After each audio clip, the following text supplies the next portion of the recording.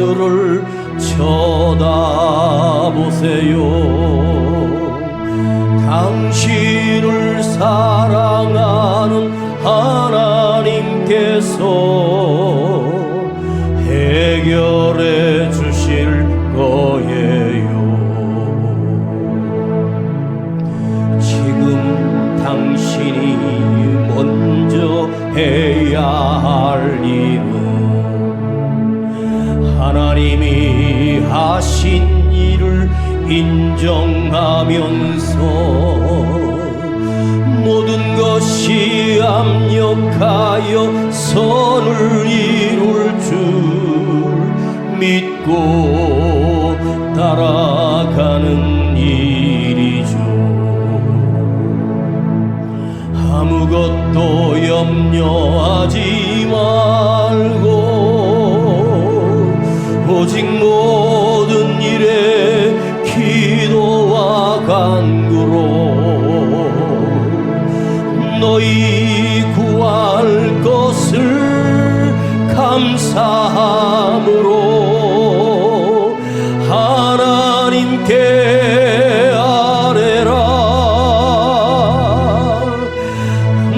진의 이 말씀을 믿는다면 모든 것 하나님께 맡기세요. 눈을 들어 하늘을 쳐다보세요. 그리고 기도하세요. 끝없는 고난으로 울고 있나요? 눈을 들어 하늘을 바라보세요. 당신을 창조하신 하나님께서 해결해 주실 거예요. 지금 당신이 먼저 해야 할 일은 하나님이 하신 일을 인내하면서 모든 것이 합력하여 선을 이룰 줄 믿고 순종하는 일이죠. 내가 물 가운데 지날 때에 물이 너를 침몰지 못할 것이며 내가 불 가운데로 행할 때에도 타지 아니하리라. 하나님의 이 약속을 믿는다면 모든 것 주님께 맡기세요. 눈을 들어 하늘을 바라보세요. 그리고 감사하세요. 그리고 찬양하세요. 그리고 기도하세요.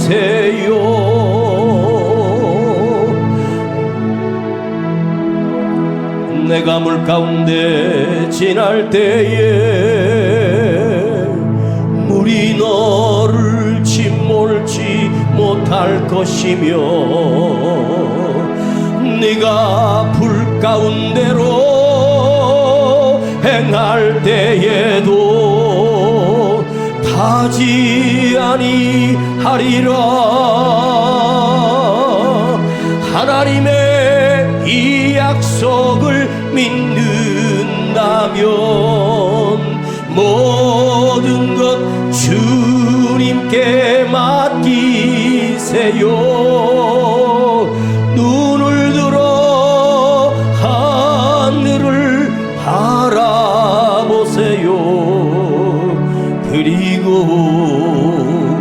기도하세요. 그리고 감사하세요.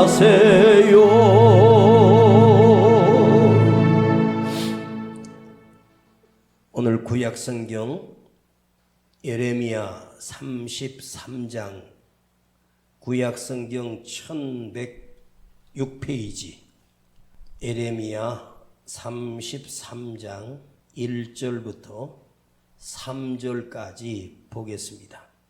구약성경 예레미야 33장 1105, 1106페이지입니다.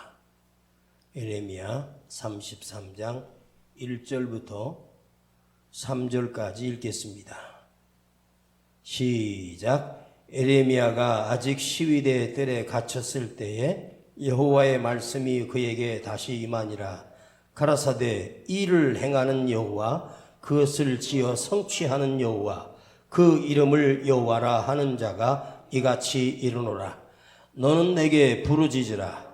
내가 내게 응답하겠고 내가 알지 못하는 크고 비밀한 일을 내게 보이리라.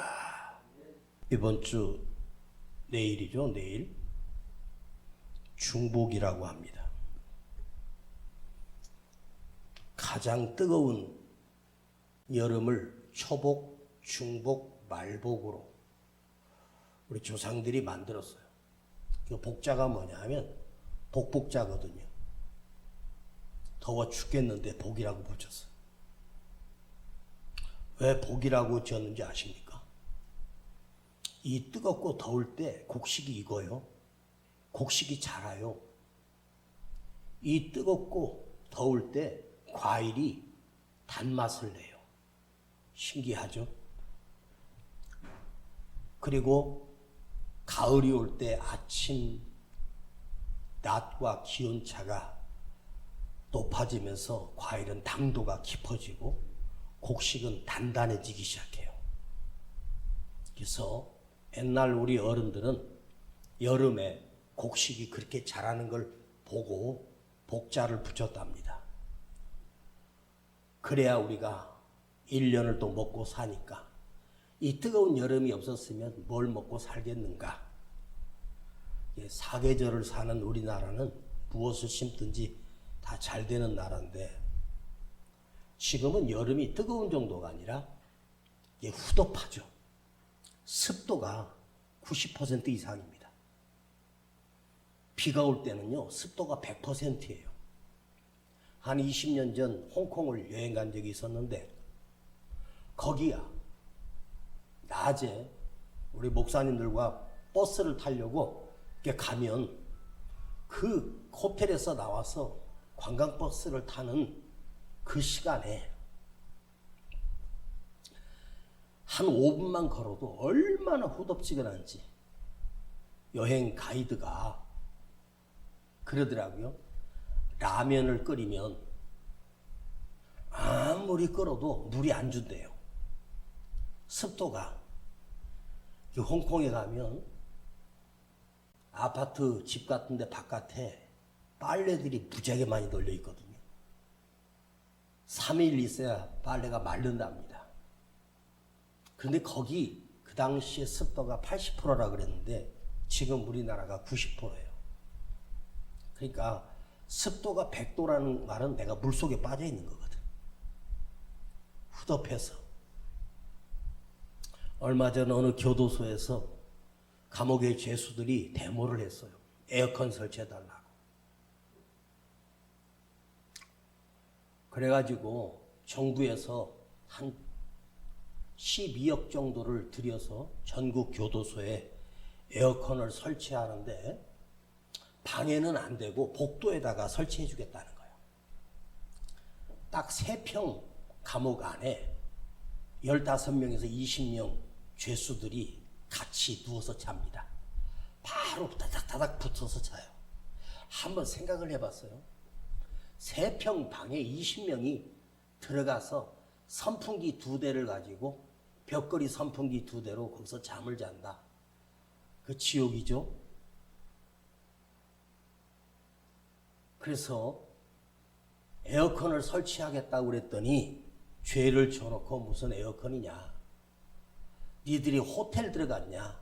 그러면서 내가 낸 세금으로 교도소에다가 왜 에어컨을 달아주느냐. 하고 찬반 여론이 좀 심하고요. 여러분, 지금 교도소는 살만하거든요. 적응하기가 좀 어렵지 조금만 있으면 적응이 되거든요. 그런데 지금으로부터 3000년 전에 감옥은 얼마나 비참했을까요? 감옥에 들어가서 인간이 할 수 있는 게 내가 수갑을 채우고 있는 게 아니라 그 당시 감옥에 들어가면 두 손을 쇠사슬로 묶고 두 발을 쇠사슬로 묶어요. 그리고 감옥이 무슨 건물 지어진 게 아니라 땅을 파요. 땅을 파가지고 위에다가 나무로 그리고 거기다 풀잎을 덮어놔요. 비가 막 쏟아지면 그 착고에 채워진 상태로 물에 잠겨 죽는 일이 허다합니다. 땅을 파고 그 감옥 속에 있죠. 먹는 걸 제대로 주겠습니까? 씻을 수는 있겠습니까?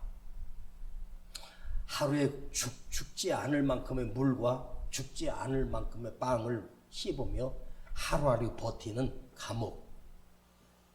예레미야가 들어갔던 그 감옥, 바로 그런 감옥이에요. 손발이 다 묶였습니다.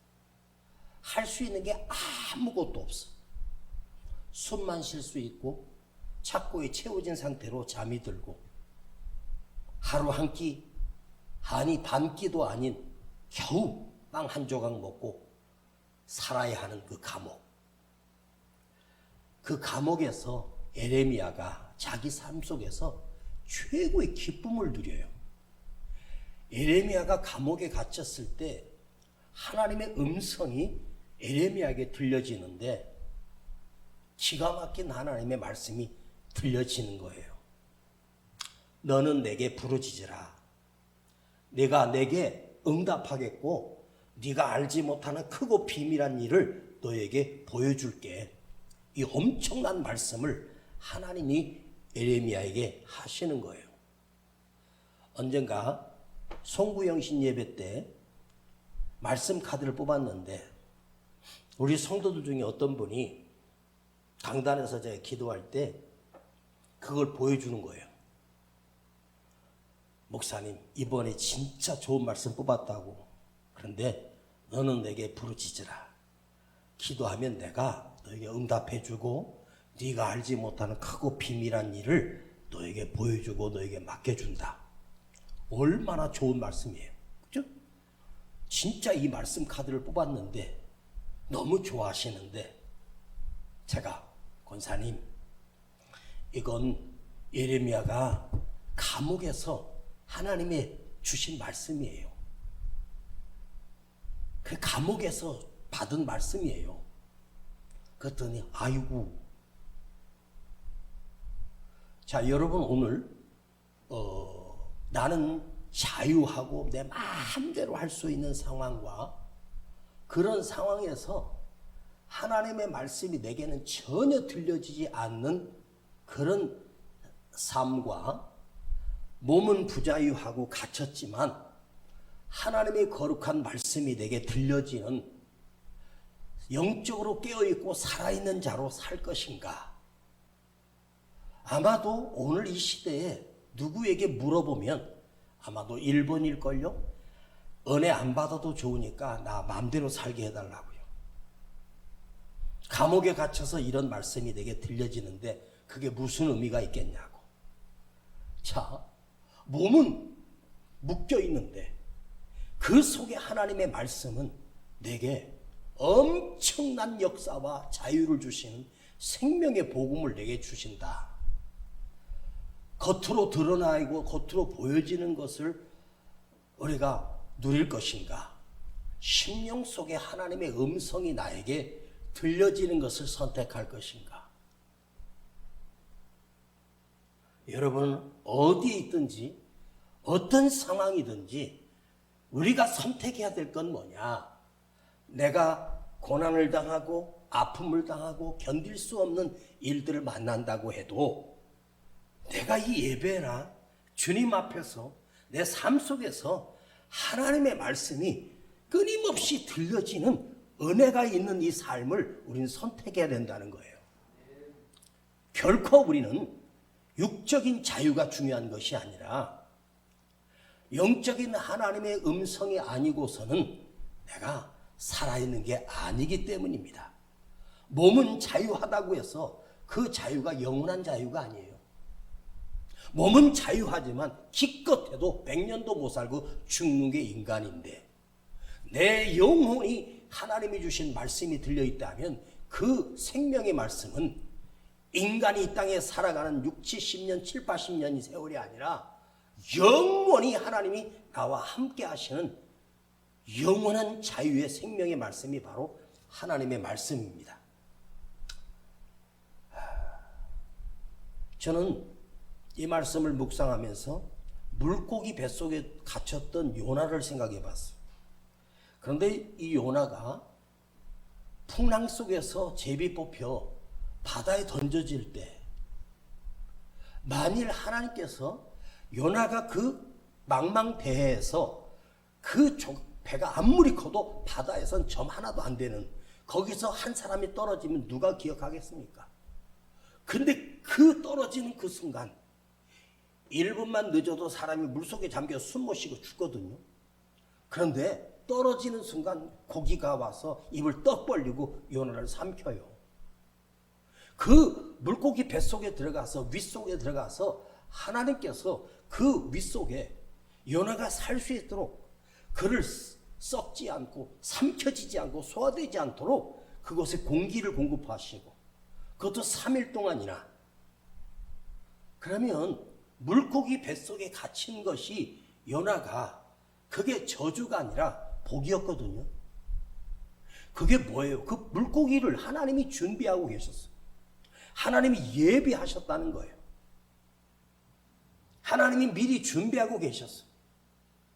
요나가 떨어질 것을 알고 제비를 뽑았는데 그 배 안에 수많은 사람 중에 왜 하필이면 요나가 걸립니까? 우연이 아니거든요. 하나님이 이미 물고기를 준비하셨고 그 물고기 뱃속에서 요나가 3일 동안 비록 불편하지만 정말 숨도 겨우 쉬었겠죠. 그 숨을 쉴 수 있는 공기를 물고기가 산소를 들이키며 그 윗속에서 3일 동안 살 수 있었고, 그러면 생각해 보세요. 하나님이 준비하신 그 물고기, 감옥의 상황보다 물고기 뱃속은 더 비참하겠죠. 그런데 그 깊은 물고기 뱃속에서 요나가 하나님과 하나님의 음성을 듣고 하나님의 말씀으로 요나가 하나님께 부르짖어 기도하기 시작합니다. 나는 감옥인데 하나님과 나는 활짝 열려있는 상황. 나는 비참한데 은혜가 계속 공급되는 거예요. 말씀이 들려지는 거예요. 여러분이 어떤 아픔이 있고 어떤 형편이 있고 어떤 사정이 있을 수 있어요. 견딜 수 없는 고통이 있을 수 있어요. 아프죠? 힘들죠? 저도 힘들어요. 영적으로 산다라고 하는 게 외롭고요, 고독이고 슬퍼요. 어떤 순간에는요, 그냥 다 놔버리고 싶을 때도 수없이 많아요. 그래도 끊임없이 또 말씀을 준비하고 말씀과 씨름하고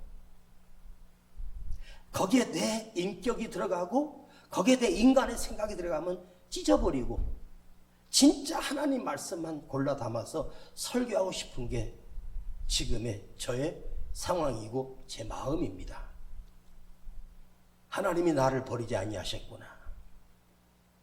지금 에레미야가 어떤 시대냐면 바벨론 제국을 통하여서 이스라엘이 망해요.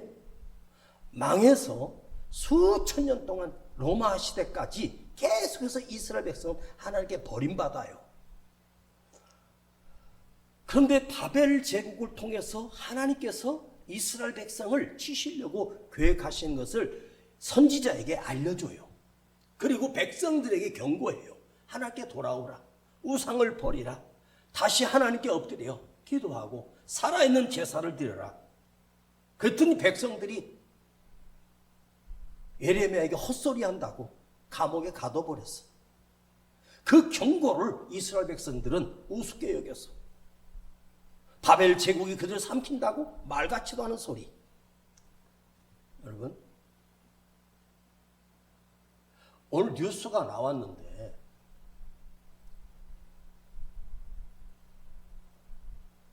지난 선거에서 투표가 모자라서 선관위를 압수수색을 했는데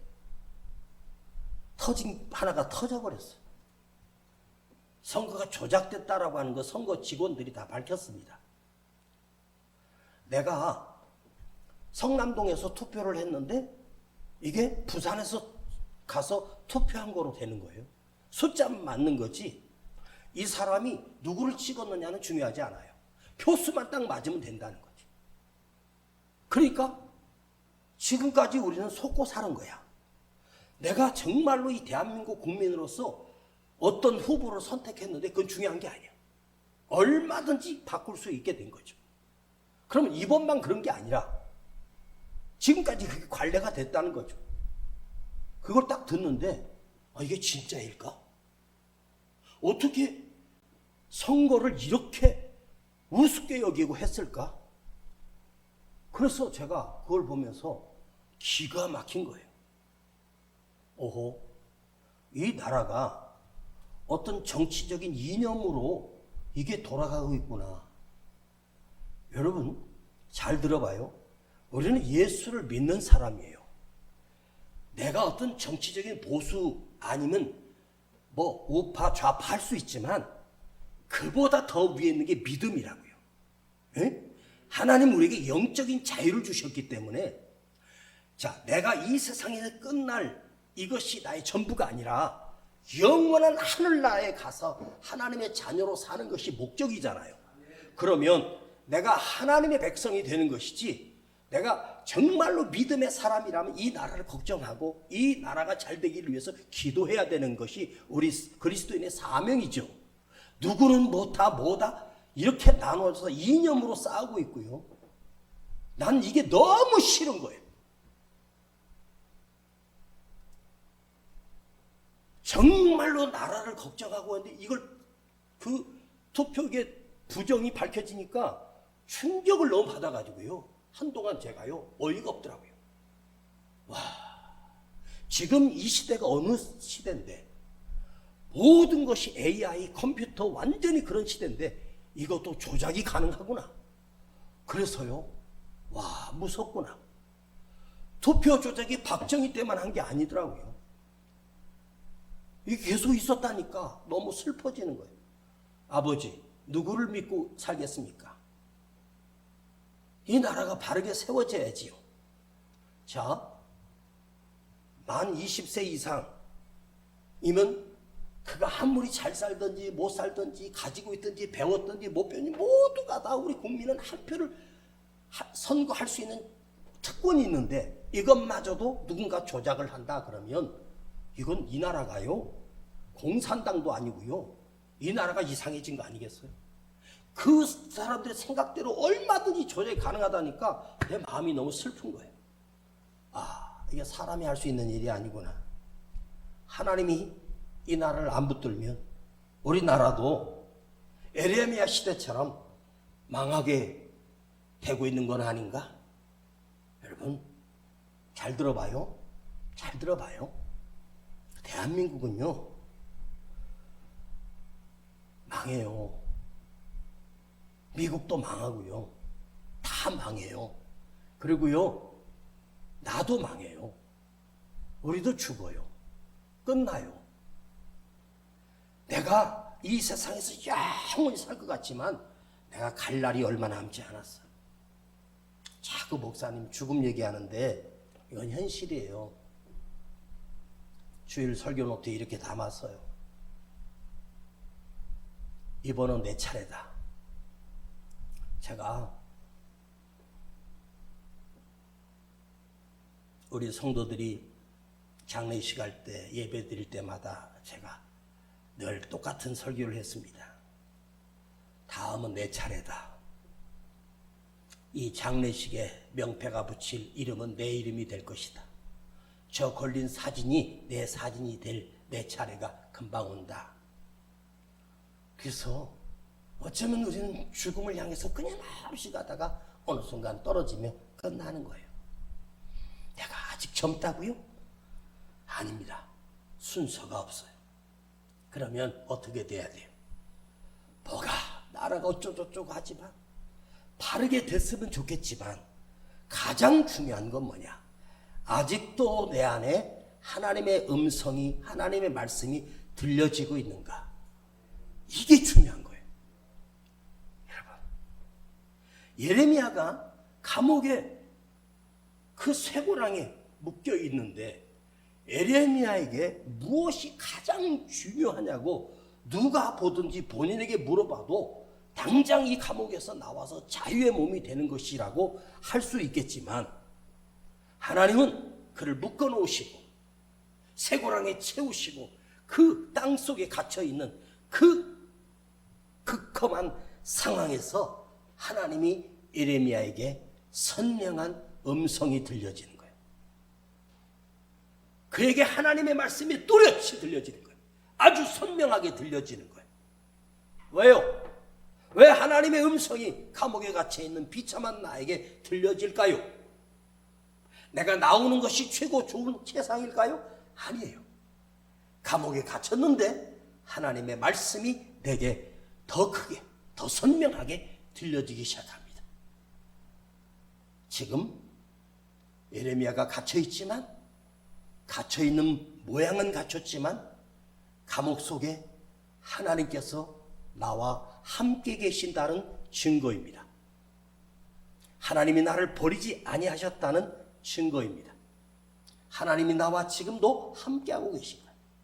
기억합시다. 고난이 있는 것이 중요한 것이 아니라 나는 하나님의 말씀이 들려지는가? 왜 와서 이 저녁에 왜 와서 헛수고하고 가고 허탕을 치고 갑니까? 에? 다음 주에 또 들을 수 있다고 생각하십니까? 다음 주에는 모르는 거예요. 저도 준비를 했지만 제가 다음 주에 또 할 수 있을지는 모르는 거예요. 응? 예레미야는 그 감옥 속에서 하나님의 음성이 뚜렷하게 들렸다는 말은 그 예레미야 속에 영적으로 깨어 있었다는 뜻이잖아요. 하나님의 음성이 인지하는 거예요. 느끼는 거예요. 귀가 더 뚜렷해졌고 귀가 더 크게 열렸어요. 민감해졌다는 거죠. 들려지는 영적인 귀가 열려 있었다는 거예요. 아무리 외쳐도 안 들리는 사람이 있어. 절대로 못 들어. 은혜도 안 돼. 왜요? 여러분의 힘듦과 어려운 상황과 내 환경들이 인간의 눈으로 보면 진짜 막막할 수 있어. 정말로 힘든 것처럼 보이지만 그 삶도 힘든데 영적으로 무너져 버리면 무엇을 의지하고 살 수 있겠어? 하나님께서 그 영적인 귀를 열어주시고 내게 듣게 하시는 것, 이것이 있으면 제가 말씀을 묵상하고 준비할 때 하나님께서 막 그 낙내치는 것처럼 막 한 줄기 빛처럼 메시지가 팍 꽂혀요.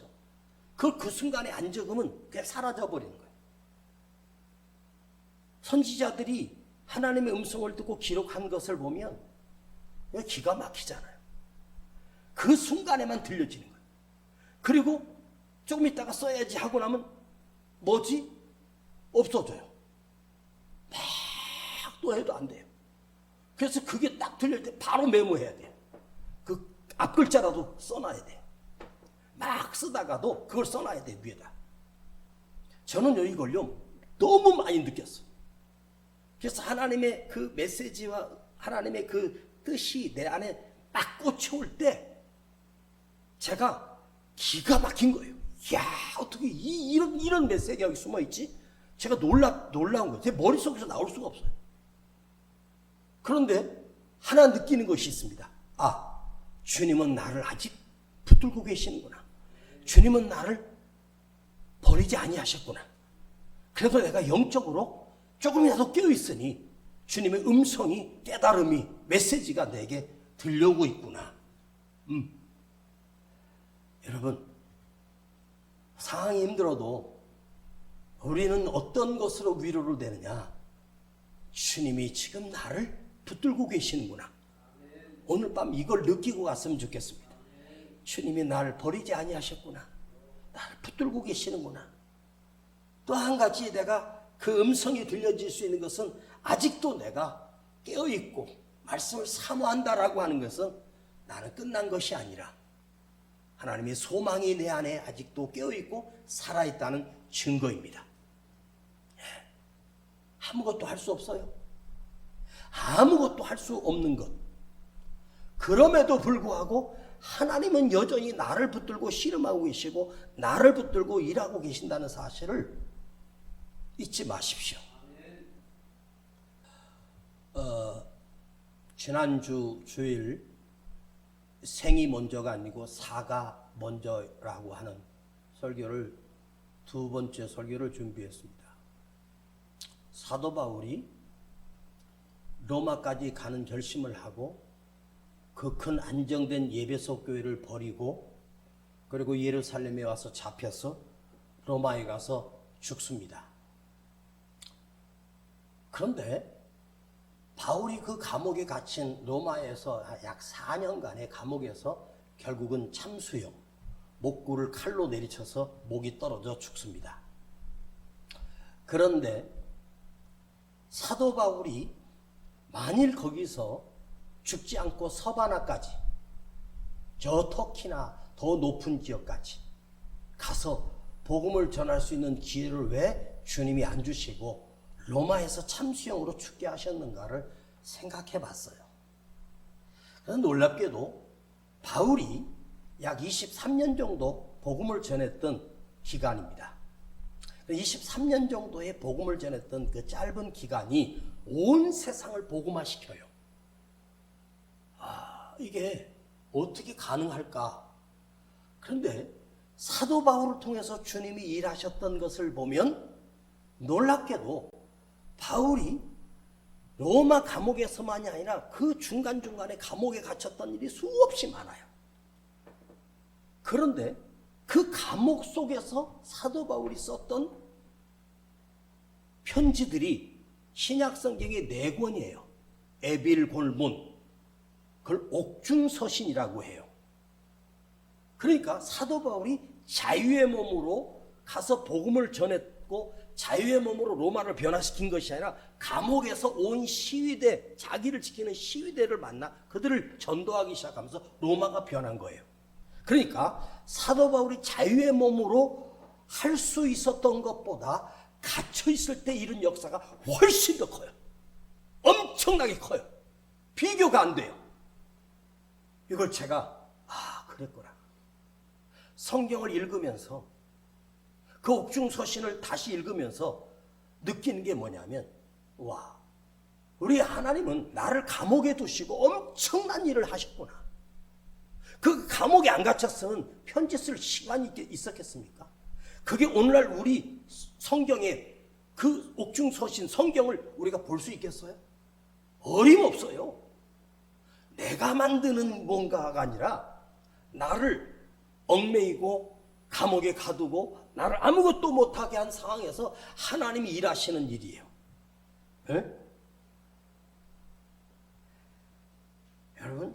여러분이 뭔가 주의 일을 한다?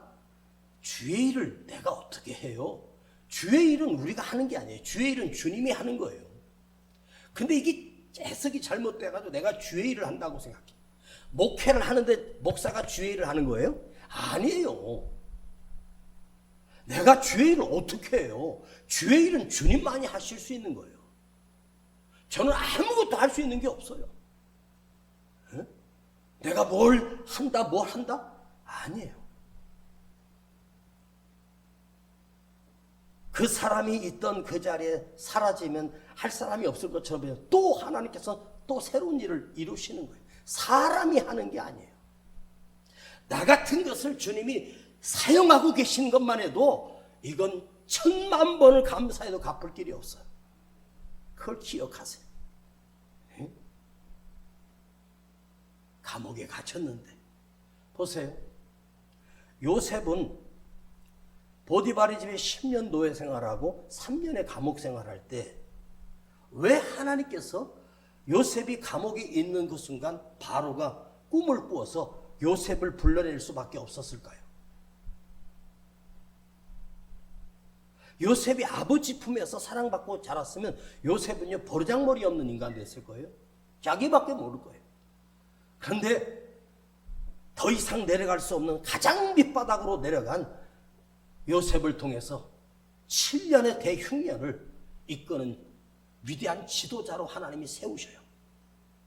그러니까 감옥이 만든 사람이죠. 참 감옥이라는 게요, 가서 변화되는 사람도 있지만 감옥 가서 썩은 사람이 훨씬 많겠죠. 하나님께서는요, 나를 어쩌면 아무것도 못하게 해놓고 정말 앞이 캄캄하게 해놓고 하나님의 일은 더 왕성하게 이루고 있다는 사실을 시간이 지나면서 깨닫게 돼요. 우리 착각하지 마세요. 내가 잘 살아야 된다는 착각하지 마세요. 잘 살려고도 하지 말고 부자 되려고도 하지 마세요. SK 회장하고 이혼했던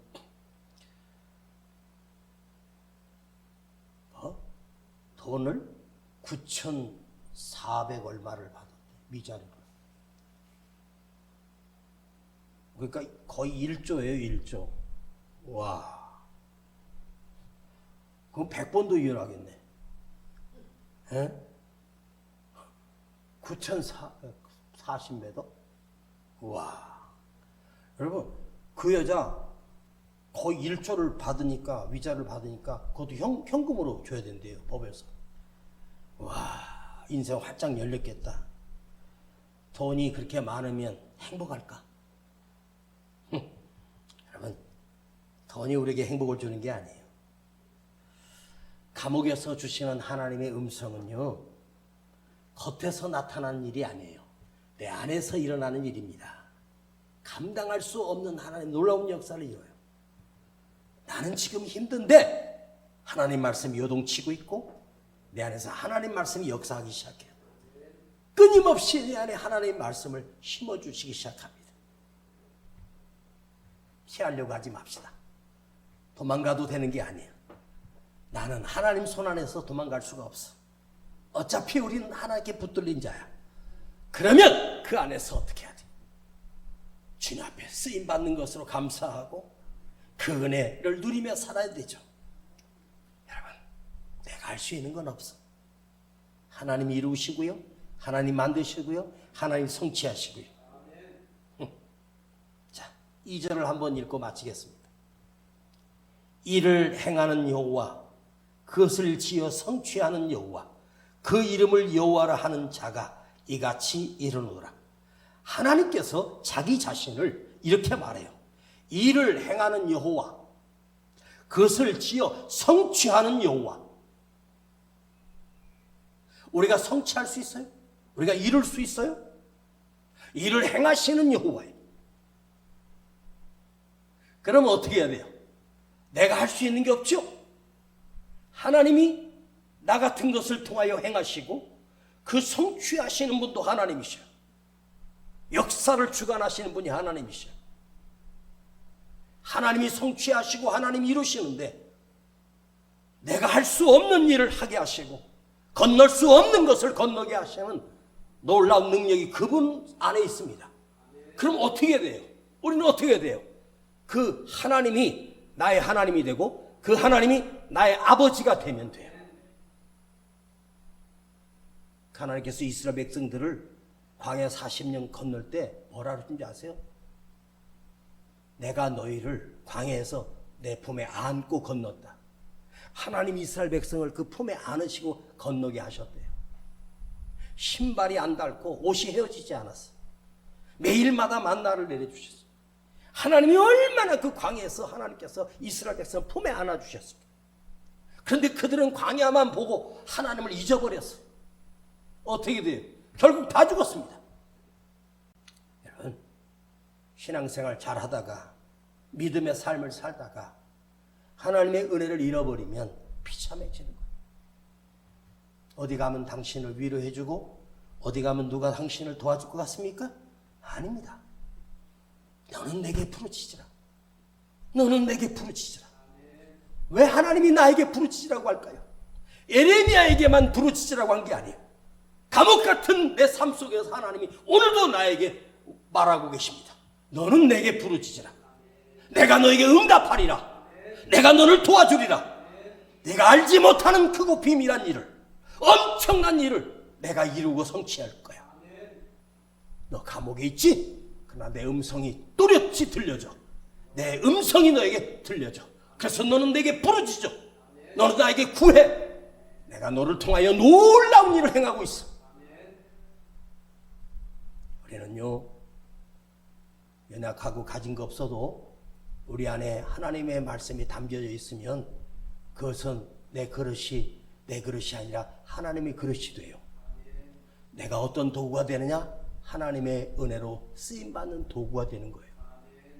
작은 일도 목숨을 걸고 있는 힘을 다하여 우리가 감당하고 또 견디고 이겨내야 됩니다. 여러분, 나를 붙들고 계시는 분이 누구예요? 전능하신 여호와 하나님이에요. 여호와 하나님이 자기를 여호와라 그래요. 여호와는 무슨 뜻인지 광대하다는 뜻이에요. 못 이룰 것이 없다는 것이고 못할 것이 없는 분이 여호와라는 거예요. 권세와 권능을 쥔 분이 여호와라는 말이에요. 그 여호와야. 일을 행하는 여호와. 자기 자신이 에레미야야, 은세야, 일을 행하는 나 여호와. 그것을 지어 성취하는 여호와. 그 이름을 여호와라 하는 자가, 그 이름을 여호와라고 하는 자가, 여호와 이름이 오늘 우리는 아버지 하나님이 되어주셨어요. 너는 나를 구하라.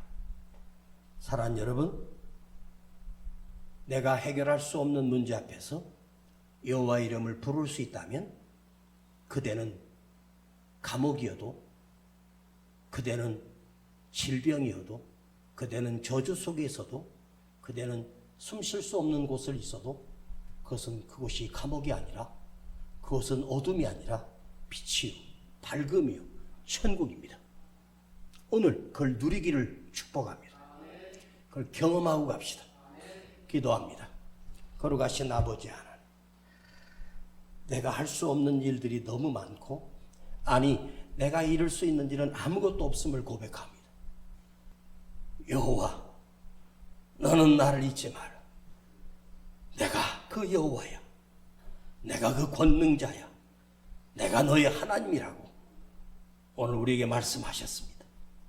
오늘 들려지는 이 말씀이 감옥 속에서, 비참함 속에서, 어둠 속에 있는 나에게 밝은 빛이 되어주시고 나를 거룩하게 하시고 다시 일어서게 하는 아버지 하나님의 놀라운 역사를 오늘 경험하게 하시고, 그 여호와 아버지 하나님 앞에 오늘 부르짖게 하시고, 여호와 이름을 부르게 하실 때 주님의 음성이 들려지게 하시고 내 안에 빛이 들어와 다시 깨어나게 하시고 다시 일어나게 하여 주시기를 원합니다. 아버지만 나를 살릴 수 있고 아버지만 일하시는 분을 나는 믿습니다.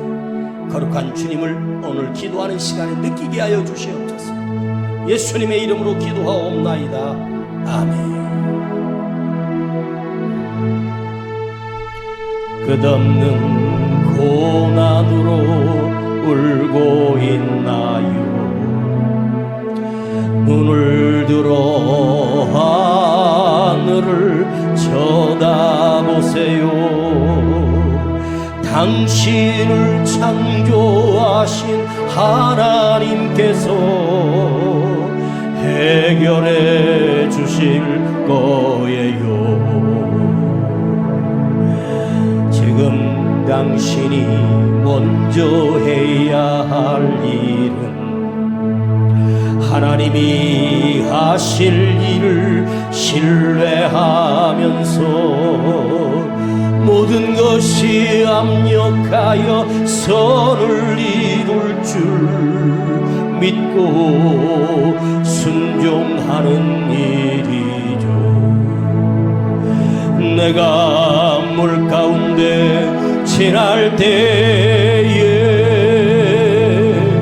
물이 너를 침몰지 못할 것이며, 내가 불 가운데로 행할 때에도 타지 아니하리라. 하나님의 약속을 믿는다면 모든 것 주님께 맡기세요. 눈을 들어 하늘을 바라보세요. 그리고 기도하세요. 눈을 들어 하늘을 바라보세요. 그리고 기도하세요.